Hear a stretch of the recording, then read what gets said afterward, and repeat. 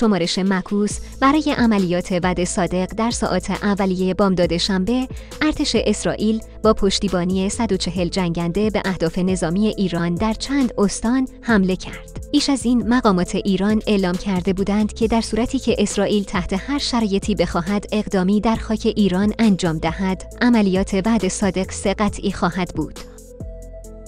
حزب الله دستور تخلیه 25 شهرک اسرائیلی را صادر کرد و از شهرک نشینان اسرائیلی خواست این مناطق را ترک کنند. این اقدام به دلیل استقرار نیروهای اسرائیلی در این مناطق و قرار گرفتن آنها به عنوان اهداف نظامی برای نیروهای هوایی و موشکی مقاومت انجام شد. برای نخستین بار یک گروه مقاومت در عربستان حمله پهپادی علیه اسرائیل انجام داد. همچنین رئیس جمهور ترکیه اردوغان در پی حملات اسرائیل به ایران همبستگی خود با ایران را اعلام کرد. سلام، خوش آمدید به این سرویس خبری. در ساعات اولیه بامداد شنبه، ارتش اسرائیل با پشتیبانی 140 جنگنده به اهداف نظامی ایران در چند استان حمله کرد. طبق اعلام مقامات ایرانی، این عملیات به پایگاه‌های نظامی و انبارهای تسلیحاتی محدود شد و پدافند هوایی ایران موفق شد بخشی از اهداف را رهگیری و خنثی کند. ارتش اسرائیل اعلام کرد که این حملات با هدف قرار دادن زیرساخت‌های دفاعی ایران انجام شده و توسط ستاد فرماندهی با حضور مقامات ارشد اسرائیلی هدایت شده است. ایران هشدار داده که در صورت تکراری این حملات یا ایجاد خسارت و تلفات گسترده تلافی خواهد کرد. یک منبع آگاه گزارش داده که ایران حق خود را برای پاسخگویی به هر گونه تهدید محفوظ می‌داند و اسرائیل در برابر هر اقدامی واکنش متناسب دریافت خواهد کرد. بیش از این، مقامات ایران اعلام کرده بودند که در صورتی که اسرائیل بخواهد اقدامی در خاک ایران انجام دهد،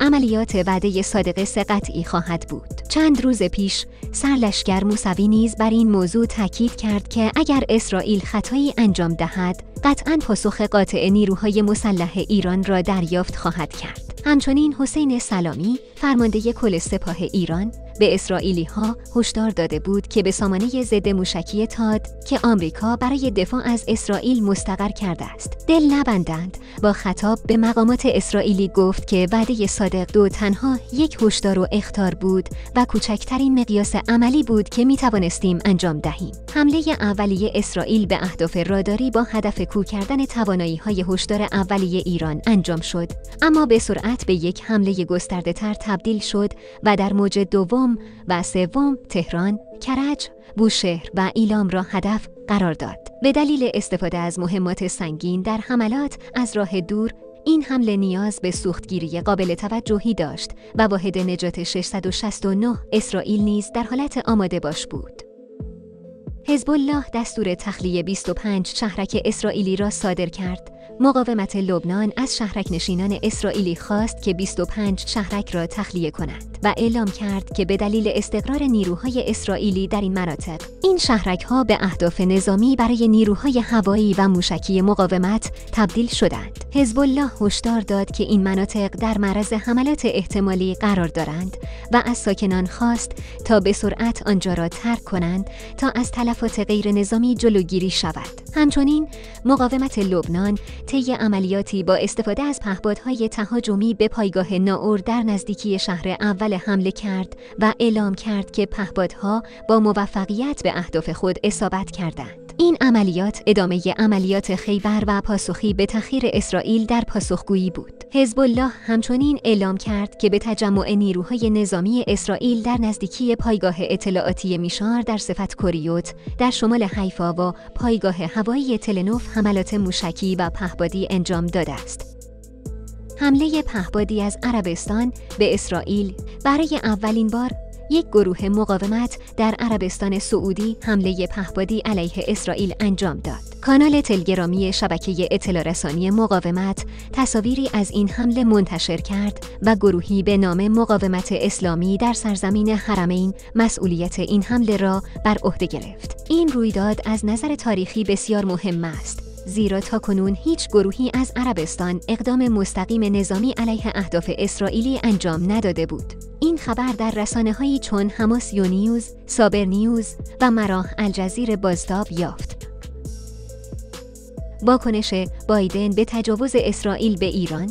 بایدن، رئیس جمهور آمریکا، در آخرین هفته‌های دولت خود روز شنبه به وقت محلی در فیلادلفیا به خبرنگاران گفت امیدوار این حملات اسرائیل به ایران پایان یافته باشند. او با وجود حمایت همه‌جانبه آمریکا از اسرائیل نتوانسته است از جنگ طلبی این رژیم جلوگیری کند. بایدن گفت به نظر می رسد اسرائیل تنها به اهداف نظامی حمله کرده باشد و اظهار داشت که پیش از حملات اسرائیل به او اطلاع داده شده بود. مقامات دولت بایدن گفتند که آمریکا مستقیما در این حملات دخالتی نداشته اما با اسرائیل مشورت کرده است.